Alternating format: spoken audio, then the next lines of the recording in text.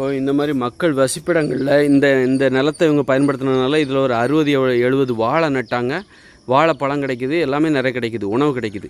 ஆனால் அதே பக்கத்தில் பாருங்கள் இவ்வளோ காலியாக கிடக்குது.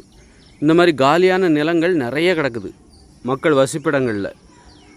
இது பார்த்திங்கன்னா பல லட்சக்கணக்கான ஏக்கர் காலியான நிலங்கள் கிடைக்குது. இதில் நம்ம மாமரம், கொய்யா மரம், பல மரம்லாம் நட்டால் நமக்கு நிறைய உணவு கிடைக்கும். சரி, அப்போ இது யார் இதை பயன்படுத்தணும் அப்படின்னா நமக்கு தண்ணீர் வசதி தேவை, போர் போடணும், கிணத்து நீர் பாசனம், இதுக்கெல்லாம் ஏற்பாடு, இந்த கட்டமைப்புகளை உருவாக்குறது, இதுதான் இங்கே உள்ள பிரச்சனையே. இப்போ பணக்காரர்கள் அவர்களிடம் உள்ள பணத்தை வைத்து இது போன்ற தங்கள் வீட்டுக்கு அருகில் உள்ள நிலத்தை இது போன்ற தோட்டங்களை உருவாக்கி விடுவார்கள். எல்லோரும் உருவாக்க முடியாதுல்ல. அப்போ இதை அரசாங்கம் தான் பண்ணணும். அப்போ அரசாங்கம் தான் இது போன்ற நிலங்களை, காலியாக கிடக்கிற வீடுகளுக்கு அருகில் நிலம் எங்கெல்லாம் காலியாக கிடக்குதோ அதையெல்லாம் இந்த உணவுகளை உற்பத்தி செய்கிற, ஒரு உணவுகளை தருகிற மரங்கள், செடிகள், கொடிகளை வளர்க்க வேண்டும். வளர்க்கணும் அப்படின்னா அதுக்கு பணம் தேவை, முதலீடு தேவை. அது மக்களிடம் இல்லை, பெரும்பாலான மக்களிடம் இது இல்லை, அரசாங்கத்திட்ட இருக்குது. அரசாங்கத்தில் நிறைய பணம் இருக்குது. அப்போ இந்த காலியான நிலத்தை அவங்க பின்னாடி வீடு கட்டலாம். வீடு கட்டுற வரைக்கும் இதில் உணவை உற்பத்தி செய்யலாம்ல. ஒரு தக்காளி செடி வளர்க்கலாம், ஒரு கத்திரிக்காய் நடலாம், வெண்டைக்காய் நடலாம், கோவக்காய் உணவை உற்பத்தி செய்யலாம், இதை பயன்படுத்தலாம். அப்போ பயன்படுத்துறதுக்கு என்ன தேவை? முதலீடு தேவை, பணம் தேவை. மக்களிடம் இல்லை, அதனால் அது காலியாக கிடக்குது.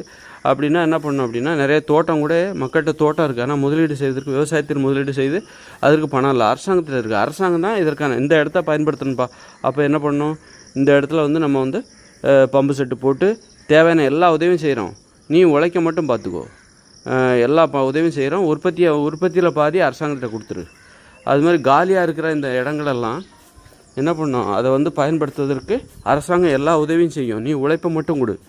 அது எல்லாமே உழைப்பு. அது மாதிரி வேலையாட்களை போட்டுடலாம். அரசாங்கத்தில் அரசு பணியாளர்களை நியமித்து நீ இந்த இடத்தெல்லாம் பார்த்துக்கோ, இந்த ஊரில் உள்ள காலியான இடத்துல விவசாயம் பண்ணுறது எல்லாமே உன்னுடைய வேலை அப்படின்னு சொல்லி ஒரு 2-3 பேரை வேலைக்கு அமர்த்தி ஒரு கிராமத்தில் உள்ள காலியாக உள்ள இடங்களை எல்லாம் விவசாயம் செய்வது உன்னுடைய பொறுப்பு, அதில் மரங்களை நடுவது அப்படிங்கிற அந்த இதெல்லாம் உன்னுடைய பொறுப்பு அப்படின்னு சொல்லி அரசு பணியாளர் நியமித்து அப்போ அவங்க அந்த வேலையை பார்ப்பாங்க. அவங்க தேவையான தண்ணி, உரம் எல்லாம் அரசாங்கம் கொடுத்துரும், உற்பத்தியை அரசாங்கம் எடுத்துக்கொள்ளும். அந்த மாதிரி அவர்களுக்கு அப்போ அந்த பணியாளர்களுக்கு வேலை வாய்ப்பு கிடைக்குது.